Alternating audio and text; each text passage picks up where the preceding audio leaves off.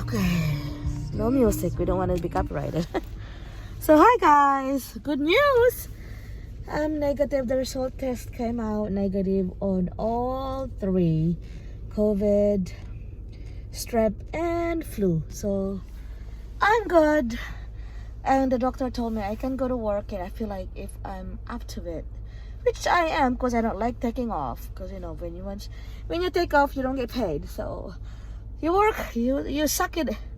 When you're tired and you want to sleep and you want to rest because you're not feeling well, but you can't take off because you have to go to work, right? So right now I'm going to wait for my antibiotic, because the doctor told me I still have to take antibiotic just in case there's something that that I'm positive with, or I'm going to through something that we don't know of, because my cough is really bad and sometimes I cannot stop from coughing, and it's embarrassing when I'm at work and taking care of your client and then you'll be coughing your butt off. So let's see if that helps. But at this, good news, as long as I wear my mask, I'm able to go to work and take care of my elderly friends.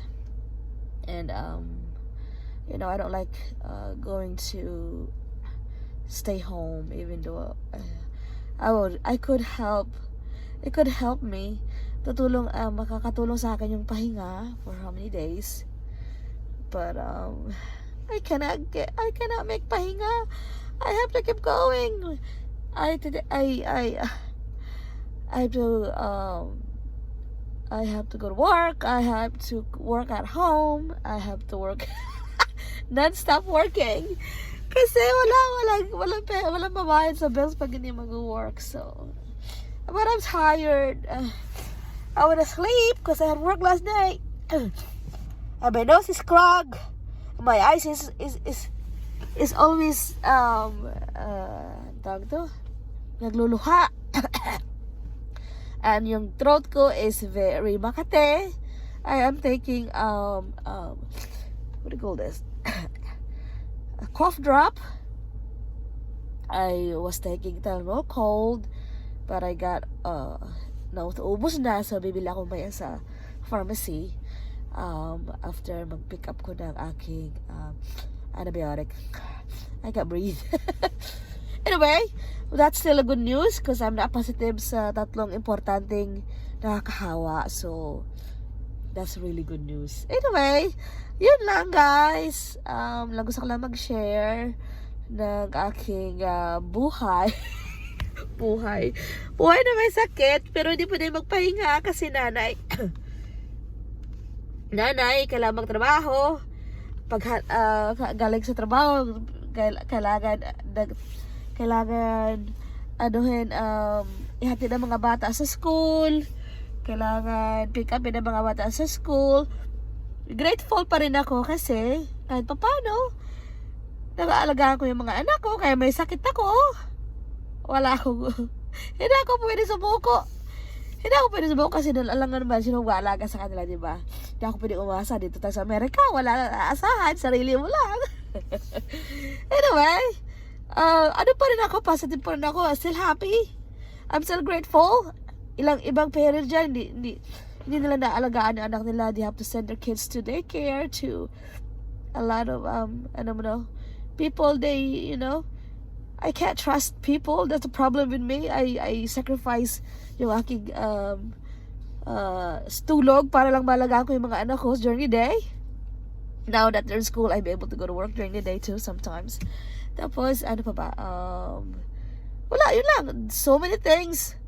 Lalo na pag holiday, daming mga kung ano-ano, daming mga things piled up na mga bills, piled up na mga kung ano-ano mga sa school. Lahat yun. You have to take care of those things because you have to. Wala naman, hindi pwedeng hindi. Kasi tayong nanay, tayong kailangan mag-take care ng mga bagay na gano'n. Siyempre, hindi yan tatay walang. Tatay is going to work lang, uwi na bahay, kain, going to work. Although he takes care of the kids paggabi. Pagka nasa bahay siya, pagka ako nasa work, so siya nag-aalaga sa mga bata. So I give him credit for that. Pero sa everything else, nanay ang gumagawa. At saka nanay pa rin yung nanay lahat, you know. But I'm grateful. I'm still thankful. I'm thankful to God kahit pa paano, I'm still able to do my job as a mom, as a wife, as a human. Diba? Stay positive, yun lang. Guys, kahit na may sakit, laban! Diba, ba't ako lumuluha na naman, oh? Kanina pa ito, luha ng luha. Hindi naman ako nalulungkot. Pero luha pa rin siya ng luha. Ewan ko pa. Talagang ganun, pag may sakit. May trabaho ko gabi na, kaya gano'n sa client ko. I had to wear gloves and everything. But, okay, everything naman okay. So, yun lang. Back to vlog. Sana may makapanood. Laban lang tayo mga nanay kasi wala tayong choice. We have to fight. Anyway, yan lang. Ano na ba? Ilan na ba? 6 minutes na ako. Hanggang 7 minutes na ako nito.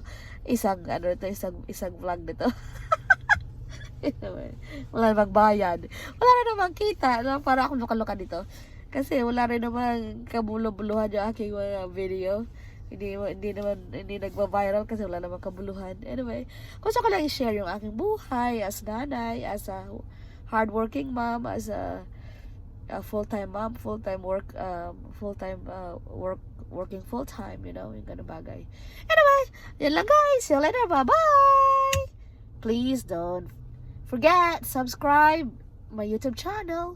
At saka yung ano ko po rin, yung aking Maggie's page. Paki-follow. Salamat po. God bless and have a nice day. Merry Christmas. Bye-bye!